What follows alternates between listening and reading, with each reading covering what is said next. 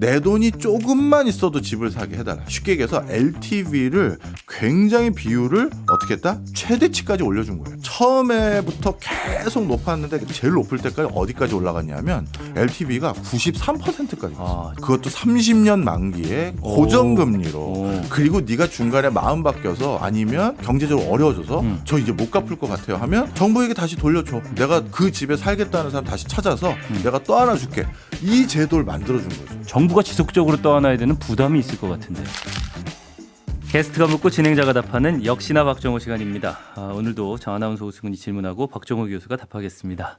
교수님 안녕하세요. 예, 안녕하세요. 네, 오늘은 미국 모기지 시장을 시대별로 구분해서 설명해 주신다고요? 네. 네. 원래 지난 시간에 하기로 했다가 우리가 너무 좋은 질문을 주셔서 주택 공급 자체, 네. 하드웨어적인 물리적 집을 어떻게 공급하는지에 대한 문제 얘기하다가 약간 뒤로 밀렸는데요. 네. 지난 시간 거 잠깐 정리하면서 오늘 걸로 이어가면 좀 더 이해가 쉬우실 것 같은데요. 지난 시간에 말씀드렸던 얘기 요지 기억하실 겁니다. 국민들이 집을 산다라는 건 쉽게 말해서 두 가지 지원이 꼭 필요하다. 집이라는 건 워낙 큰 돈이 들어가니 내 돈으로 집 사는 사람이 거의 없으니 네.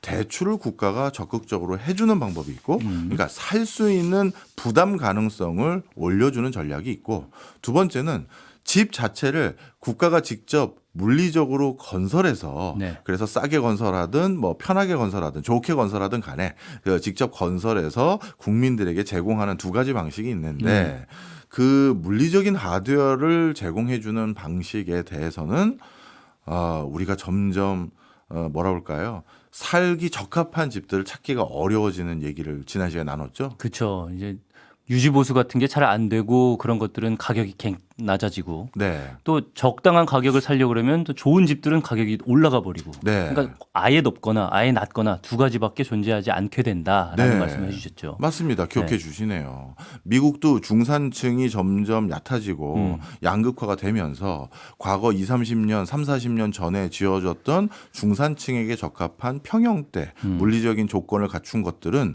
점점 수요가 줄어드는 거예요. 그러니 그 집을 가지고 있는 건물주들, 임대 사업을 하고자 하는 사람은 선택의 기로에 서 있는데 그렇죠. 아예 유지보수 안 하고 좀 주택의 컨디션을 떨어뜨려서 약간 여유에 있는 소득을 가진 사람도 쉽게 임대에 갈 수 있도록 해주자. 내가 괜히 수선해봤자 수리해봤자 그 수선비도 안 나오는 거 임대료 올려봤자 누구 오지도 않으니 네. 해서 열악한 주거 환경으로 떨어지는 게 있고 그리고 반대로 좋은 입지를 가지고 있는 공간들 우리나라로 따지면 뭐 역세권이라고 해야 될지 수도권이라고 해야 될지 모르겠습니다만 예. 그런 데는 집 컨디션을 바짝 올려서 여기를 좋은 지역으로 만들어버리는 게 나중에 되팔 때도 좋고 그리고 또 나름대로 프리미엄층들이 두터워지기도 하니 그들에게는 비싼 가격에 임대 줄 수 있으니 그게 좋다 해서 양극화된다고 말씀드렸고 예. 하나가 더 있었죠. 그 공공부분 주지사 미국으로 따지면 네. 주지사나 지역에 있는 어떤 정치가들이 서민들이 살 수 있는 임대주택이나 공공주택을 잘 안 짓는다. 우리 동네가 서민들 사는 동네로 만들고 싶은 지자체장이 누가 있겠느냐. 예. 그러다 보니 낙후된 지역과 좋은 지역으로 나눠진다 이렇게 말씀을 드렸죠. 그러다 보니 오늘 주제가 또 하나 연결이 거기서 돼요. 예. 이렇게 갈리다 보니까 그중에 난 모르겠다. 잠깐 유학 온 거니까 한국 학생이 나는 여기 5년만 살 거니 낙후된 동네에서 범죄도 있고 좀 걱정도 되는데 난 거기서 그냥 학교에서 끝나면 어두워지기 전에 집에 와서 공부만 하면 되니까 하고 선택하는 사람들은 뭐 그냥 글로 가겠지만 네. 그게 아니라 나도 애들도 키우고 미국에서 그렇죠. 내가 평생 살아야 되는데 여기 학군도 안 좋고 하는 사람들은 프리미엄 지역으로 어쩔 수 없이 무리하게 이사를 가야 되잖아요. 그러면 주거비 부담이 높아지잖아요. 그렇죠. 그럼 주거비 부담이 높아진다는 건 달리 말하면 한 푼 두 푼 모아서 내 집 장만하는데 미래를 설계하는데 쓰는 돈이 줄어들게 되니 이게 더 큰 양극화를 유발하는 또 요인이 되는 거예요. 네. 미국에서 현재 주거비가 전체 수입에서 차지하는 비중이 30%를 넘어가는 그러면 네. 좀 위험하다고 네. 말씀을 해주셨는데 그런 비율이 굉장히 높다고 말씀을 해주시고 그렇습니다. 그래서 더더욱 이제 모기지 시장 미국에서는 어떻게 하면 금융적으로 안전하게 집을 살 수 있는 이 금융 서비스를 제공하는 거에 더 관심을 갖게 된 맥락이 거기에 있는데요. 자, 그런데 미국이 처음부터 모기지 시장에 이렇게 관심을 뒀던 이유는 없고요. 대공황이 그 처음 계기가 돼요. 시대별로 구분해서 설명을 해주신다 그랬는데 처음이 이제 대공황인 거군요. 네, 맞습니다. 대공황 전 상황을 간단히 말씀드리면 네. 국가가 모기지 시장에 적극 나서지 않았어요. 그냥 시중은행을 통해서 주택담보대출 받아라 이런 거였거든요. 아니면 뭐 월세나 이런 거 납부하기 위한 대출 받아라 이런 걸 진행을 해왔는데 어떤 문제가 생겼느냐. 갑자기 대공황이 생기면서 네. 그 집에 살기 어려운 사람들이 갑자기 저 계약 갱신 안 할래요 하고 그냥 가버리는 거예요. 그러니까 집주인들은 갑자기 월세가 안 들어오기 시작했죠. 예. 그러니까 월세가 들어와야 그걸 바탕으로 일부 이자 내고 은행에 그리고 나는 그걸로 생활을 하거나 하는데 예. 갑자기 그 도심지에 살던 사람들이 우리 공장 문 닫아서 시골에 아버지 집으로 가보려고 합니다. 저는 다른 동네로 떠나려고 합니다. 아니면 홈리스가 되려고 합니다. 하니까 갑자기 임대소득이 안 들어오니 은행에 납부할 돈이 그렇죠. 모자라는 거예요. 네. 그런데 좀 전에 직장 잃은 사람들은 은행에서 또 달려가서 내가 은행에 예금해 놓은 그 돈들 좀 주세요. 제가 생활비가 모자라서요. 또 은행에 찾아가잖아요. 그렇죠. 그럼 은행 입장에선 자금을 맡겨놓은 예금자들의 예금도 줄어들고 있고 그리고 임대사업자 같은 경우는 돈을 제때 못 갚고 있고 네. 그리고 임대사업자들은 돈을 제대로 못 갚으니 추가 대출 수요가 생긴 거잖아요. 내가 저 A라는 은행에 지금 대출을 못 갚고 있어서 B라는 은행에서 더 대출을 받아서 흔히 말해서 돌려막기를 할 수도 있고요. 그러다 보니 돈을 빌리겠다는 사람들은 많아지는데 돈을 찾아가는 사람들은 또 많아지고 그럼 은행은 돈은 부족해지니 계속 빼내기만 해야 되는 거니까요. 그렇죠. 예. 그래서 돈을 빌리러 온 사람들에게 돈을 빌려주지 않은 거예요. 제가 저기 임대 사업을 계속하려면 돈을 더 빌려주셔야 돼요. 안 돼요. 지금 예금자들이 자꾸 돈 찾으러 와서 제가 더 빌려주기가 어려워졌어요. 그러다 보니까 임대 사업자들이 파산하기 시작한 거예요. 악순환이 되겠네요. 이거. 그렇죠. 네. 자, 그러니 집을 빌리려는 그러니까 렌트해서 살려는 사람들은 우리 집주인 파산해서 내가 살던 집들 다 넘어가는 거 아니야? 그 걱정으로 또 못 들어가고 집주인들은 임대 사업을 계속 못 하게 되는 상황으로 바뀌어 버리고 그래서 도저히 안 되겠다. 미국에 그동안 지탱해왔던 주택 사업이 붕괴됐다. 미국 정부가 인식을 하게 됩니다. 예. 그래서 미국 정부는 더 이상 이걸 이대로 민간 부분에 놔둬서는 안 되겠고 정부가 나서야겠다 생각을 하게 되고요. 그래서 뭘 만들었냐면 연방주택대출은행이라는 걸 만듭니다. 예. 예, 이 연방주택대출은행이라는 걸 만들어서 그동안 이 시중에서 진행했던 여러 가지 모기지와 관련된 대출들을 전부 다 수용을 해요. 수용을 한다는 건 어떤 의미예요? 은행들이 이 상태로 놔뒀다가 은행도 이제 부도가 날 거 아닙니까? 네. 그래서 은행들이 감당 못하는 집주인들에게 빌려줬던 대출금 그거 어떻게 보면 채권 채무 관계잖아요. 예. 그거 내가 떠안을게. 그래서 자기가 떠안고 네. 그렇게 해서 거기서부터 수습이 들어간 거예요. 그렇게 해서 이제 집주인들 임대 사업 하던 사람들이 안정감 있게 계속 임대 사업을 하게 해줘야 거기에 입주해서 살겠다는 사람들도 안정감 있게 살 수 있는 거 아니냐. 정부가 이렇게 나선 거죠. 그렇죠.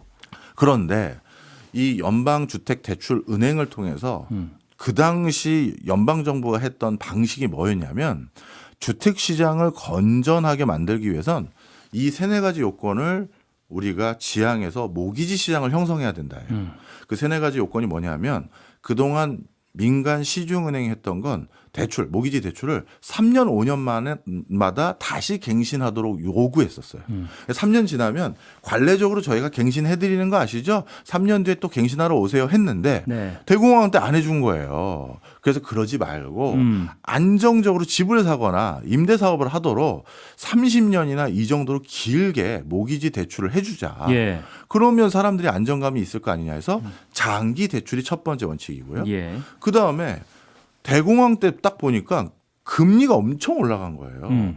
우리는 지금 입주한 사람들은 아직 계약 남아서 입주를 해서 계속 살고 있는데 내가 그 사람들에게 전기 제공할 전기를 끊겼다. 왜?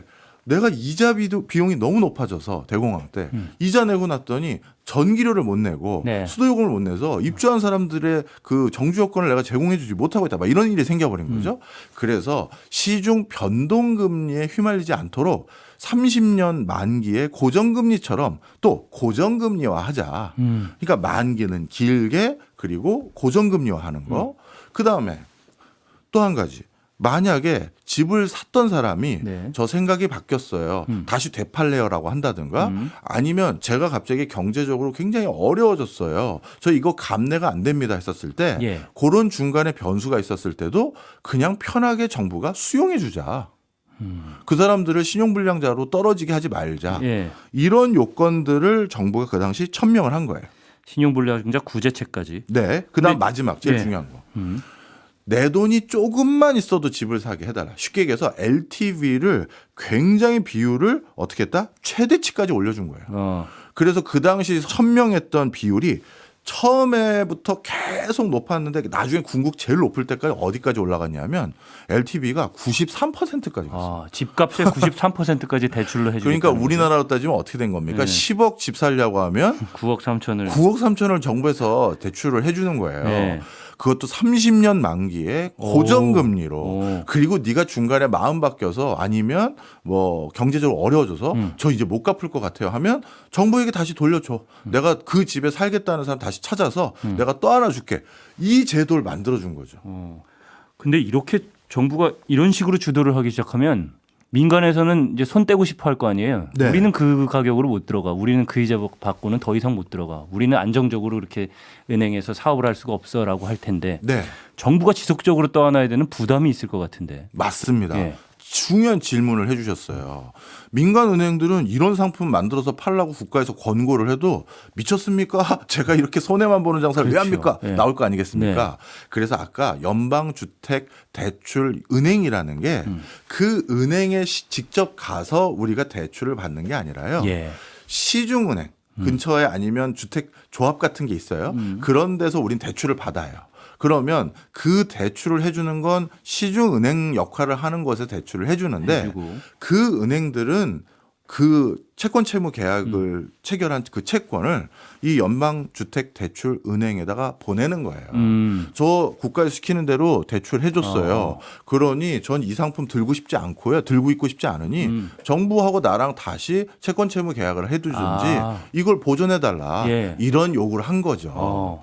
그래서 연방주택대출은행이라는 게 바로 그 역할을 했던 것이지 그 은행에서 소비자에게 직접 대출해 준 건 아니다. 근데 이렇게 정부에서 모기지 시장을 주도하기 시작을 하면 네. 계속해서 정부 주도가 될 수밖에 없을 것 같은데. 그렇죠. 이 시스템은 계속 이어진 건가요, 그러면? 계속 이어졌습니다. 그래서 언제까지 이어졌냐면 사실은 엄밀히 말하면 1980년대까지 이어졌다고 봐야 돼요. 큰 골조는요. 네. 그래서 이 골조가 1980년대까지 이어지면서 두 가지가 생겼는데 일단 미국인들의 자가 보유율이 급격하게 올라갔어요. 예. 제가 그 처음 이 미국 주택시장 제도 얘기할 때 첫 시간에 말씀드렸던 것처럼 대공황 언저리 때까지만 하더라도 미국의 자가 보유율이 30% 수준이다 말씀드렸잖아요. 예. 그런데 높아져서 결국 어디까지 올랐다? 65% 이상 맞습니다. 가져갔다고. 그렇게 급격하게 미국인들이 내 집을 갖게 된 이유는 네. 바로 이 제도 때문이에요. 왜냐하면 시중 은행들의 역할을 해줬던 곳들은 야 이거 땅 짓고 헤엄치기 상품이네. 리스크를 내가 떠안는 게 아니잖아. 그렇지. 정부가 다 메꿔줄 거야. 정부가 메꿔주잖아. 왜냐하면 고정금리 유지하기 위해서 시중은행이 손해보는 것들 정부가 메꿔주지만 그게 사실 시중은행의 손해를 메꿔주는 게 아니라 우리들이 안정적으로 집 사게 만들어주기 위해서 일종의 보조금 준 거랑 똑같은 거잖아요. 예, 그렇죠.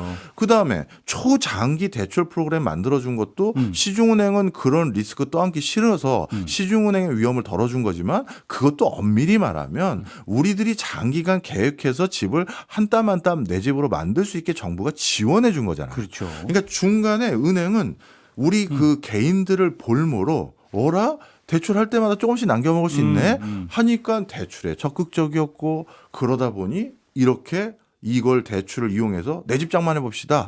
이런 수요가 늘어난 거예요. 늘어난 폭발적으로. 거죠. 네. 그래서 미국의 자가 보유율은 엄청나게 커졌죠. 그런데 이 과정에서 세 가지 문제점이 도래하기 시작해요. 예. 한 가지는 뭐냐면 1930년대부터 1980년대까지 미국의 이 시중은행 역할을 했던 곳들에서 어떤 식으로 대출을 해줬냐 하면요. 이게 참 미국 역사에 불편한 역사예요. 네. 백인 카운티들 중심으로만 대출을 해줬어요. 아, 무슨 말씀인지 알겠어요. 네. 네. 그러니 백인들은 집을 사고 싶은 사람은 정부의 프로그램들을 이용할 수 있는 이용해서. 트랙이 네. 처음 만나는 데 민간이니까 민간 그 은행에서 민간 은행 역할을 하는 곳에서 이러한 상품들이 있는데 여기서 해당되는 거를 골라보세요. 이렇게 할 거 아니겠습니까? 네. 만기에 따라서 금리에 따라서. 그런데 거기에 백인들을 위한 상품은 많으나 네. 흑인들이 거주하는 카운티나 동네에 대한 상품은 없는 거예요. 은행 자체에 상품이 없으면 없으면 살지 못하는 못하니까. 거죠. 예. 그렇죠. 그러다 보니 미국 사회에서 백인과 흑인의 양극화 현상들 아하. 그리고 흑인 동네의 주거 컨디션과 백인 동네의 주거 컨디션이 극명하게 엇갈렸던 가장 큰 이유가 어떻게 보면 정부가 진행해왔던 이 모기지 시장의 형태 때문에 그게 이어져 온 것이다. 이런 지적이 사실 자유롭지가 않아요. 여기에서부터 뭐 면피하기가. 네. 그리고 실제 그러다 보니 자연스럽게 학군 차이 생길 거고요. 미국도 학군이 분명히 있거든요. 그다음에 범죄율 차이 생기고. 그렇죠. 그러니 이상하게 흑인들 그러면 많이 못 배우고 그다음에 범죄에 가담하기 쉽고 이런 뭐라 그럴까요? 선입견 아닌 선입견. 네. 그리고 통계적으로 그걸 꼭 선입견이라고 말하기 어려웠던 시절이 있었던 이유가 이게 다 모기지 때문에 생겼던 일인 거예요. 그럼 정부가 어쩌면 부추긴 걸 수도 있는 거고. 사실 정부가 부추겼다라고 해도 과언이 아닌 거죠. 그렇죠. 두 번째는 뭔가요? 문제점. 그래서 이게 첫 번째 이유고요. 네. 그다음 두 번째 이유는 이러한 모기지 시장이 주별로 있었어요. 네. 주별로 있었는데 그 주에 주지사라고 하겠습니다. 예. 최종적으로 그 주지사를 비롯해서 그 주에서 주거 형태의 꼴을 결정하는 행정가들이 어떤 걸 선호했냐면 우리 그 도심지 내 재건축 재개발을 통해서 이 새로운 주거지를 건설해서 여기에 사람들이 쾌적하게 살 수 있게 만들어주자. 이걸 먼저 선택하지 않았어요. 뭘 했느냐? 교외 지역에 네. 그냥 허벌판에 집을 새로 짓는 것에 더 이 모기지 상품을 더 많이 활용한 거예요. 그게 쉬우니까요. 정답. 행정가 입장에선. 행정가 입장에서 쉽거든요. 그렇죠. 네. 왜냐하면 기존의 유권자들을 하나하나 설득해서 여기 집을 헐어가지고요. 여기가 뭐 예를 들어서 아파트 같은 거 올릴 그럼요. 건데요. 네. 그러면 나한테 얼마 보상해 줄 건데 야, 이 이해관계도 복잡해지고. 예, 수용 단계부터 어려운 거죠. 땅을 그렇죠. 수용하는 것부터. 그리고 또 한 가지 중요한 게 자기 표에도 여기도 유리하지 않는 거예요. 네. 예를 들어서 어느 주지사가 자기가 교외 지역에 우리로 따지면 유타운이라고 하겠습니다. 유타운 같은 걸 만들어서 제 공약으로 이 유타운을 건설했습니다. 미국인들의 꿈인 잔디밭 파랗게 있는 그런 내 집을 장만하는 게 바로 제 공약 여기서 실현합니다 해서 진짜 집들이 털컥털컥 들어서고 그리고 그거를 아주 쉽게 30년 거치로 분납할 수 있는 그런 동네에 살게 되는 사람은 당연히 그 주지사, 그 상원의원, 그 하원의원의 표를 또 찍을 거 아니에요. 예. 저 사람 공약 때문에 우리 동네가 생겼지. 야, 저 사람 좋은 사람인 것 같아. 이 표심과 관련이 있거든요. 네. 그러다 보니까 교외 지역에 새로 단지들이 생기고 구시가지들 중에는 오히려 재건축 재개발을 등한시하다 보니까 흔히 말해서 좀 뭐랄까요 우범지대가 도심지 안에 있잖아요. 그런 것들이 또 형성되게 만드는 또 한 가지의 빌미가 이런 모기지 시장의 형태 때문에 또 이루어졌다는 지적들이 많아요. 오히려 도심지 안에 어떤 낙후된 지역이 발생하기 시작했다. 맞습니다. 예. 세 번째는 뭐죠? 세 번째는 바로 이런 과정에서 드디어 올 게 왔어요. 생각해 보세요. 1930년대 대공황 이후부터 이 정책을 80년대 언저리까지 요 트랙을 거의 메인 트랙으로 유지해 왔거든요. 네. 그러면 그 중간에 뭐가 있었냐면 오일 쇼크가 있었잖아요. 엄청난 인플레이션의 시기였던 그때 70년대 후반이었죠? 70년대 뭐 60년대까지 포함하겠습니다. 그때 전부 다 해서 어떤 일이 생겼냐면 예전에 저금리로 대출했던 그 시절과 달리 엄청난 고금리 기조가 형성되는 거예요. 그럼 이제 국가는 국가뿐만 아니라 시중은행에 국가가 벌충해줘야 될 건 시중은행은 뭐 3%로 대출을 해줬는데 새로 예금하겠다고 찾아온 예금자들에겐 뭐 예를 들어서 10% 이자율을 줘야지만 예금을 하는 상황이 생겼으니 7% 손해보면서 장사하는 거잖아요. 그렇죠. 그러면 시중은행 입장에서는 당연히 정부한테 찾아와서 그때 기억하시죠? 저 손해보는 거 다 책임져 준다고 하셨습니다. 이렇게 될 거 아닙니까? 그렇죠. 그래서 정부를 찾아가서 그걸 다 손해를 메꿔달라고 하는 그런 시스템을 정부가 권한 것이니 정부의 부채가 어마어마하게 누적되는 거예요. 연방의 부채가 커졌다. 그렇죠. 네. 그럼 80년대부터는 뭔가 획기적인 변화가 있었을 것 같은데 맞습니까? 네. 네. 80년대부터는 이제 대대적인 변화를 만들지 않을 수 없는 상황들이 더 늘어났는데요. 앞서서 미국에서 이렇게 장기 모기지로 집을 적극적으로 제공해 주는 이런 것들에 그 더 관심을 뒀던 이유가 미국이란 나라에 저는 이건 되게 우리도 본받아야 된다고 생각하는 게 있는데요. 예. 바로 재향군인. 재향군인. 예, 뭔지 예. 아시죠? 예. 전쟁에 참전하고 와서 귀국한 예. 군인들. 이 사람들에 대해서는 국가를 위해서 싸운 거잖아요. 그렇죠. 물론 국가 안의 전쟁은 아니고 외국의 전쟁이지만 국가가 필요하다고 해서 나간 거니까요. 이 사람들만큼은 미국은 정말 와 끝까지 챙기려고 하는 거 우리가 배워야 돼요. 진짜. 근데 제 아내가 미국에서 한 8년을 살다가 네. 이제 왔는데 문화를 이렇게 평가를 하더라고요. 히어로 문화다. 아, 네. 영웅을 만들고 그 영웅을 우대해주고 네. 그래서 모두가 다 나도 영웅이 될 수 있어, 영웅이 되고 싶어 이런 마음을 가지고 더 국가를 위해서 열심히 헌신하려고 하는 분위기를 만들어준다 이런 이야기를 하더라고요. 네. 재향군인이 어쩌면 히어로 문화의 대표적인 한 예가 될 수 있을 것 같고요. 맞습니다. 이 재향군인청 이걸 만들어서 군인들이 끝까지 이 나라에서 안락한 노후까지 마무리할 수 있도록 지원하기 위한 청을 만들었는데 이 재향군인청이 군인들에게 또 물어봤을 거 아니겠습니까? 세계대전 끝나고 온 사람 그리고 80년대 얘기하기 전에 이걸 왜 얘기했냐면 베트남 전쟁 끝나고 온 사람 네. 이 사람들에게 물어봤더니 나 이제 연금 나올 거 엄청 나올 거고 내가 신체적으로도 지금 뭔가 뭐 좀 장애를 겪게 됐거나 이런 것도 있어서 어차피 다 근로 활동을 못 해서 이제 안락한 집에서 내가 노년을 보내고 싶다. 이런 요구가 너무 많은 거예요. 네. 그래서 이 재향군인청의 이런 요구를 기준으로 해서 집을 지어주기 시작한 건수가 1,600만 채예요. 1,600만 채요? 예. 1,600만 명이 나 집을 공급받고 싶습니다. 아. 이거예요. 와 진짜 많네요. 예, 네. 어마어마한 거죠. 네. 미국은 제가 큰 전쟁들만 말씀드렸지만 그 중간중간 우리에게 크게 알려지지 않는 전쟁을 상시 수행하잖아요. 네. 그 사람들에게 1,600만 채의 집을 지어주는데 네. 당연히 여기에도 모기지 프로그램이 있어야겠죠. 그럼요. 그런데 재향군인들에게 주는 모기지 프로그램은 플러스 알파의 혜택이 당연히 있어야 되는 아까 히어로 문화. 히어로 문화인데 없으면 안 되잖아요. 그렇죠. 그러니 오일 쇼크 기간 동안 고금리 기조로 부채가 늘었고 베트남 전쟁 참전하고 와서 또 돈 달라고 하는 사람들도 늘어서 더 이상 감내할 수 없는 수준까지 부채가 증가하게 됐어요. 예. 그래서 미국에선 결국 어떻게 했느냐. 이거 도저히 안 되겠다. 그래서 80년대부터 미국 정치권에서 선택했던 방법은 지금까지 제가 시중 은행 역할을 해왔다는 곳들이 정확하게 미국 명칭으로는 저축대출조합 또는 상호저축 이런 회사들이거든요. 예. 상호저축은행이나 저축대출조합 이런 곳들을 어떻게 한다? 그런 곳들에서 모기지 대출 받은 걸 정부가 수용해서 장기로 할 수 있게 해줬다고 했잖아요. 예. 이제 정부가 좀 빠져야겠다. 너무 정부 부채가 늘어나기 시작했다. 그래서 민간에서 모기지 상품을 적극 활용할 수 있고 민간에서 모기지 대출이 일어날 수 있도록 정부가 한 템포 뒤로 물러나기 위한 정책들을 선언합니다. 정부가 공사를 만들어요.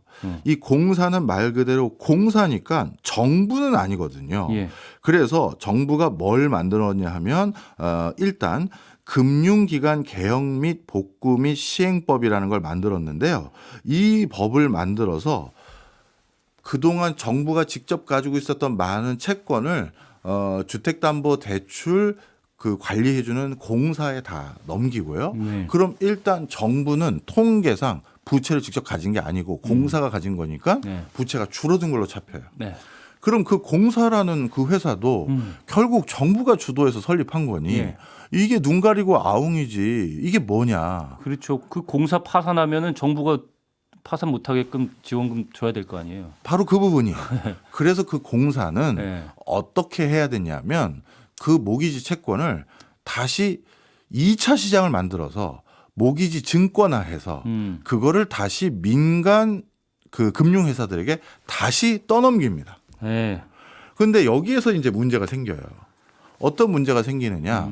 예를 들어서 오승은 아나운서에게 대출이 일어났던 그 채권을 분석을 딱 해보니까 야, 오승은 아나운서는 지난 대출 처음 일으켰던 20년 전에는 그냥 대학교 졸업하고 별다른 직장 좋은 것도 없고 그냥 유망주일 뿐이었는데 지금은 미국 내 주류 회사에 높은 직급까지 올라가고 고맙습니다. 여기는 뭐 정년도 아주 탄탄해. 네. 이런 데를 다니고 있어요. 네. 그러면 이 채권은 내가 수용해 줄 생각이 있겠죠. 그렇죠. 이자 놀이를 계속 할 수 있는 부분이 아직까지 있을 거 아니에요. 네. 그런데 박정호라는 사람은 중간에 뭐 장사 좀 해보겠다고 했다가 날려먹고 또 뭐 해보겠다고 해서 또 날려먹고 이 사람 아무리 봐도 부실 채권자야, 채무자야 이렇게 돼서 이건 받고 싶지 않을 거 아니에요. 그러니 이런 받고 싶지 않은 거, 받고 싶은 거 이런 거를 다 떠넘겨야 이 공사는 살아남을 수 있는 거잖아요. 그렇죠. 그러다 보니까 이걸 독특한 금융적 방법으로 막 섞어요. 섞어찌게 하는 거죠. 섞어찌개를 해서 네가 갖고 싶은 것만 가져갈 수 없어. 우리 예전에도 실제 우리 그 추석 때 선물 세트 있지 않습니까? 예. 이 선물 세트도 실제 그랬대요. 안 팔리는 과자를 그 과자 선물 세트에 일부 넣는다는 거예요. 그러면 재고가 털리니까요. 예. 그거랑 똑같은 걸 생각해낸 거죠.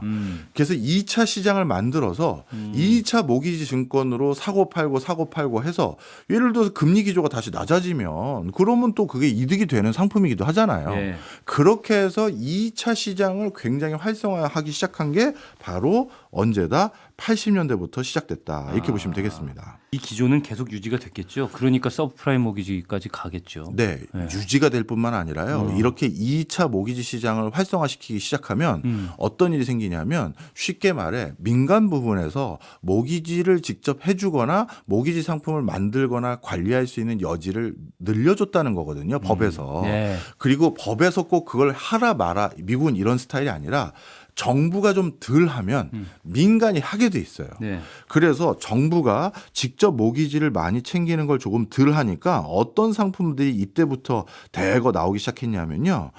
일단 LTV 70% 이상의 주거용 모기지 상품들도 민간에서 대거 나오기 시작했고요. 민간이 이제 대출을 왕창 해주는 거죠. 예. 그다음에 주거용 건설 대출도 많이 일어났고 주택을 개량하겠다는 데 있어서 대출 받으러 온 사람들도 대출 상품을 만들어줬고 주택 담보 대출도 만들어줬고 모기지 담보부 증권 뭐 이상한 모기지 관련된 그러니까 주거와 관련된 주택과 관련된 다양한 상품들이 막 나오기 시작한 거예요.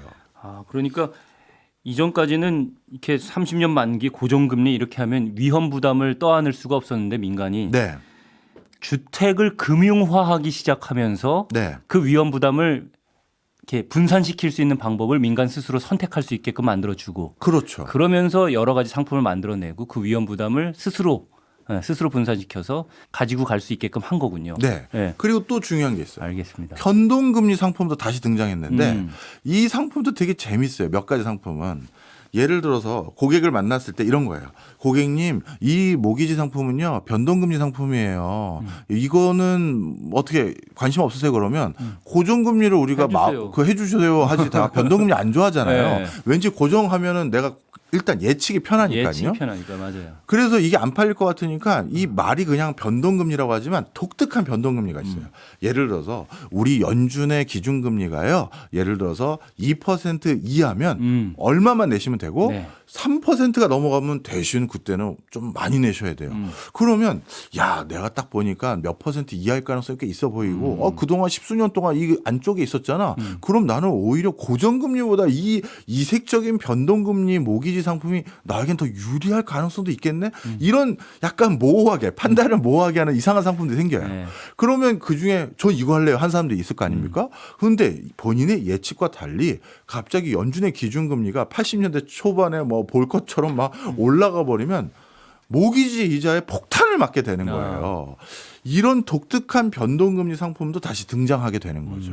그래서 이렇게 민간이 뛰어들게 만들었다는 그 자체가 어떻게 됐다? 이제 더 이상 모기지 시장이 정부가 예고했고 예견했던 장기의 저리에 내 돈 조금만 있어도 집 살 수 있게 해드렸습니다의 일부 수정 보완이 가해진 거예요. 예. 그러면 이제 2차 모기지 시장이 등장합니까 이제? 네. 예. 바로 이제 2차 모기지 시장이 활성화될 수밖에 없는 이유가 상품이 독특한 게 많아졌잖아요. 이 상품을 제가 다 모아요. 이거를 횡으로 열로 또는 대각선으로 잘라요.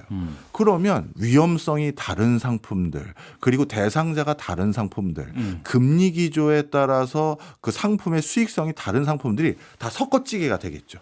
아까 직접 모기지 대출해 준 상품 아니면 그냥 기존 주택을 재건축 재개발하는 개량한다는 대출 상품 그리고 주택담보 대출의 모기지 증권화된 상품들 막 이런 게 섞어찌개가 되잖아요. 네.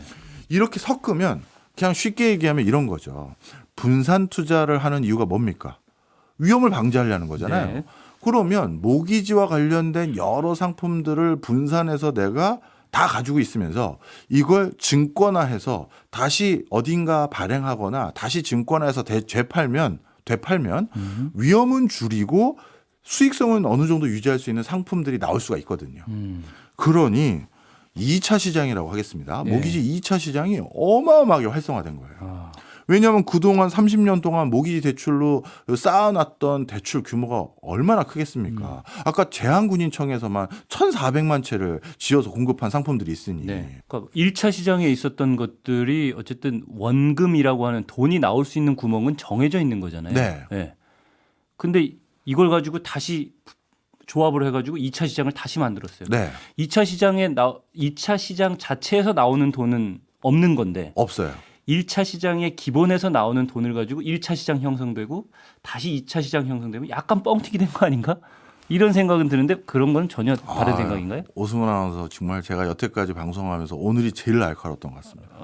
사실 이게 지금까지 이런 적이 별로 없나요? 아니에요. 오늘 질문은요. 뭐 진짜 석박사 경제학 쪽에서 하시는 분들조차도 가끔 망각할 수 있는 질문이거든요. 왜냐하면 워렌 버핏하고 일론 머스크 네.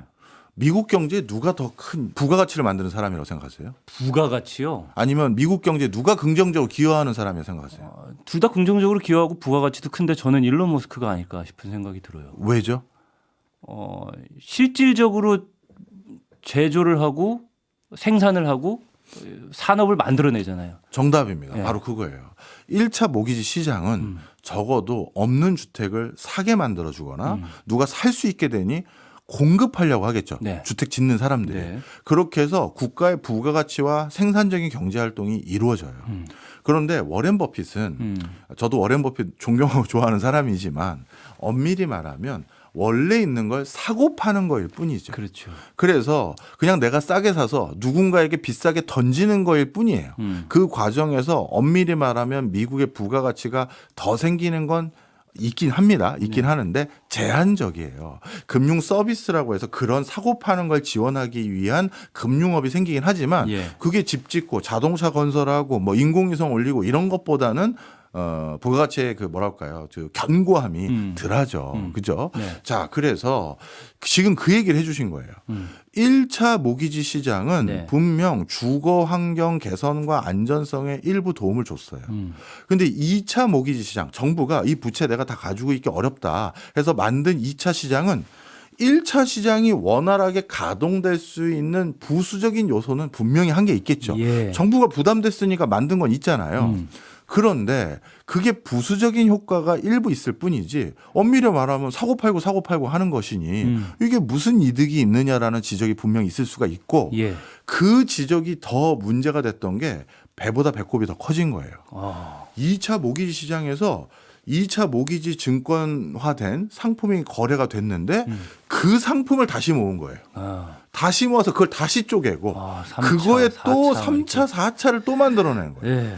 그러다 보니까 이제는 정부 입장에서도 객관적으로 정부가 가만히 있어봐. 2차 시장에서 나온 상품들이 도대체 뭐가 있는 거야? 어디까지 이게 돌고 도는 거야? 지금 돈을 돌리고 하는 게 규모가 도대체 어떻게 된 거야를 파악조차 못하고 있는 상황이 돼버린 거고 네. 그 과정에서 그 돌린 거를 미국의 플로리다에 있는 어느 뭐랄까요 창업가 둘이 집 빌려준 그 모기지 상품이 원래 근원 상품이었는데 기초 상품이었는데 네. 그게 돌고 돌다 보니까 한국의 금융가에서도 그 모기지 상품의 근거로 한 파생 상품을 사고 팔고 앉아 있고 예.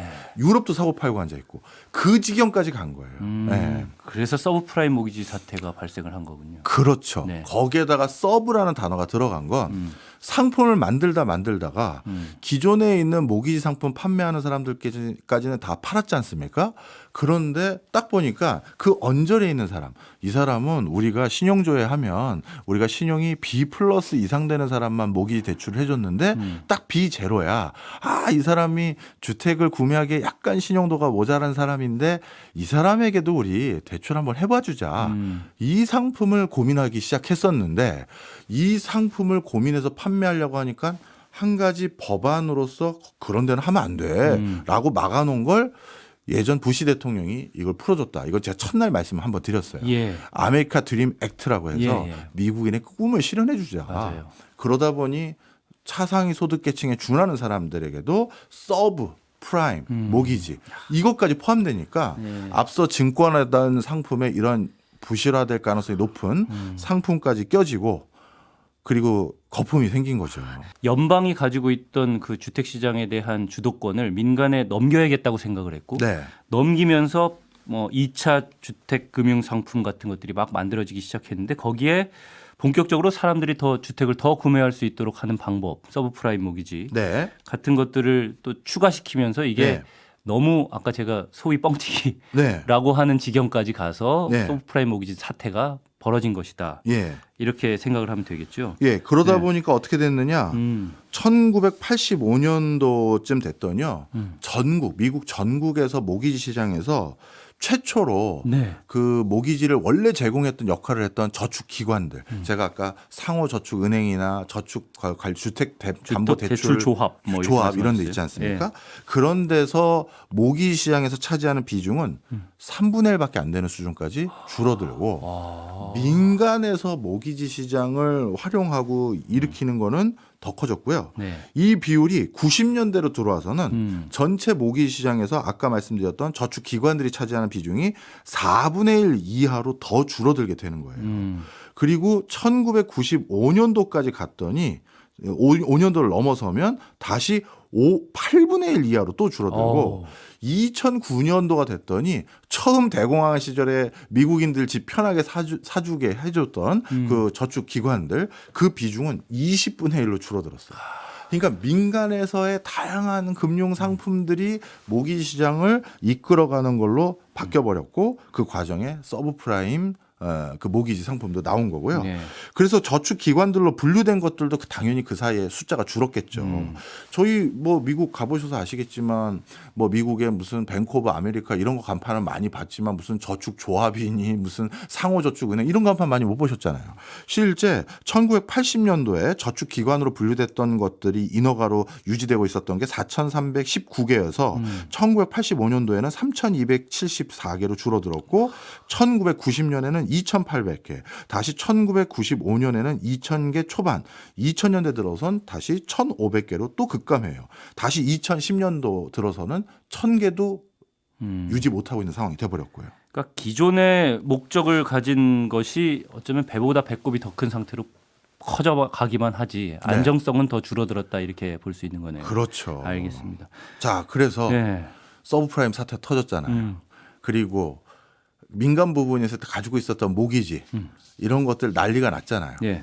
아까 우리 오승원 아나운서가 예고해 주신 거 있지 않습니까? 그거 정부가 그냥 못 본 척 할 수 있는 건가요? 그래서 못 본 척을 일부 못했죠. 국가가 어떻게든 수용해 줘야 되잖아요. 예. 나서 줘야 되고. 네. 또 사실 그게 또 잘못됐다고 하기는 어려운 게 국민들이 나락으로 떨어지지 않게 해주려고 또 국가가 있는 거니까. 그럼요. 이게 참 아니 개인이 개인의 판단으로 대출한 걸 왜 국가가 책임져야 되냐? 뭐 그렇게 얘기할 수도 있겠지만 또 국가가 또 그런 그 긴급한 상황에 나서야 되는 거 아니냐? 둘 다 맞는 면이 있지 않습니까? 그래서 결국 미국에서는 이렇게 민간의 모기지 시장을 활성화시킨 덕분에 부채가 줄었느냐? 결론입니다. 오늘 2019년도 통계 가져왔어요. 네. 연방 부채, 미국의 연방 부채 통계인데요. 2019년도를 가져온 이유가 2020년부터는 코로나 터졌고 지금 두 개 지역에서 전쟁하고 있고 미국이 부채를 일으켜야 될 이유가 많았잖아요. 네. 그러니까 그건 노이즈가 될 수 있으니 코로나 때문에 그런 거 아닌가요? 뭐 전쟁하고 있잖아요. 이렇게 하실까봐 1990년을 이제 가져온 건데 직전에. 네. 미국 연방 부채에서 모기지 관련해서 미국 정부가 연방 정부가 떠안고 있는 부채 비율이 네. 60%에 해당돼요. 자, 그러면 부동산 부채로요. 요 이제 결론입니다. 네. 미국이 그동안 미국인들이 널찍한 자가주택을 가지고 이상하게 미국은 사람들이 집 걱정 상대적으로 덜 한다고 들었는데 네. 일정 소득 이상만 올라가면 예. 그게 정부가 전체 부채의 60% 가까이를 모기지 부채로 떠안고 있을 만큼 모기 시장을 지탱해왔고 지원해왔고 부양해왔기 때문이다. 보조해왔기 때문이다. 그런데 그게 중간에 너무 막대해질 것 같아서 네. 민간으로 좀 이걸 분산 수용해보자라고 했다가 관리 감독을 못하는 빈틈을 만들어서 서브프라임이나 이런 걸로 된서리를 크게 만든 적이 있다. 네. 자, 그러면 우리에게도 두 가지 교훈을 주죠. 우리나라 주택 시장을 안정시키려면 MZ 세대들이나 신혼부부들이 집 편하게 살게 만들려면 정부의 역할이 우리도 더 강력해야 되는 건 아닌지 그리고 모기지 상품이 길고 저금리로 LTV도 93%까지 해줘야 집을 장만해 주는 거 아닌지 생각을 해봐야 되고 그런데 그렇게 했었을 때 정부 부채 어떻게 할 건지 예. 정부 부채 또 떠넘기기 싫어서 국민들에게 또 손가락질 당할 것 같으니까 민간으로 떠넘겼다가 우리나라에서 서브프라임 같은 금융위기 생기는 건 어떻게 되는 건지 예. 이런 거 다 타산지석으로 삼아야 되는 게 미국의 모기지 금융 시장이죠. 아, 그래서 이 오늘 시대별 변천사를 말씀을 해주신 거군요. 네, 맞습니다. 미국에서 있었던 이 모기지 시장의 시대별 변천사를 한번 쭉 짚어주셨는데, 요걸 기초로 해서 우리나라도 앞으로 대출, 네. 주택담보대출과 같은 정책을 세우는 데 있어서 굉장히 꼼꼼하게 접근을 해야 된다라는 생각을 하게 됩니다. 네, 벌써 시간이 이렇게 됐네요. 네. 오늘 재밌었나요? 저는 오늘 너무 재밌었어요. 그리고 이 썸네일만 잘 나오면 되는 거네요. 모기지 시장에 대해서 전반적으로 좀 정리가 된 느낌이기도 고맙습니다. 하고 앞으로 예. 어떤 방향 물론 결론을 내리지 못하겠지만 네네. 무엇을 꼼꼼하게 짚어야 되는지까지도 좀 정리가 된 그런 시간이었던 것 같습니다. 저는 여기서 또 인사를 드려야겠네요. 다음 주에는 어떤 얘기를 하실지 궁금해하면서 저는 물러가겠습니다. 네, 오늘도 저의 든든한 버디 오승훈 아나운서 고맙습니다. 예, 감사합니다.